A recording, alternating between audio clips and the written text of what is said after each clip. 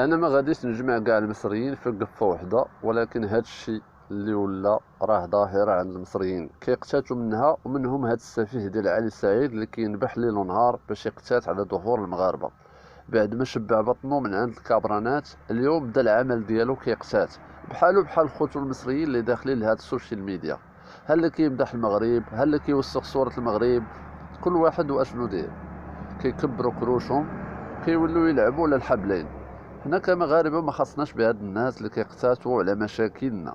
كاينين مغاربه كيدافعوا على بلادهم وبدون مقابل، ولكن المشاهد المغربي اللي متبع هاد الناس ديال الشرق الاوسط وشمال افريقيا، عوض ما يدعم ولد بلادو كيدعم البراني اللي ما لاقيش حتى خدمه في بلادو، كيجي يدير قناه في اليوتيوب ويبدا يمدح ولا يوسخ في المغرب، حتى كيكبر قناته ويدير السياره والدار ويسافر مع راسو. شكون دارها ليه؟ دارها ليه داك مول 5 دراهم كونيكسيو اللي كيضل حال فمو في البراني باش يقول ليه كلمه زوينه على بلادو. لا سيدي، ما خاصناش بهاد الناس، خليهم للكابرانات هما يسترزقوا من عندهم. اللي بغانا لوجه الله مرحبا، اما الركوب على قضيه وطنيه خالصه باش يتقتات، سير لهيه ونبح كيف ما بغيتي.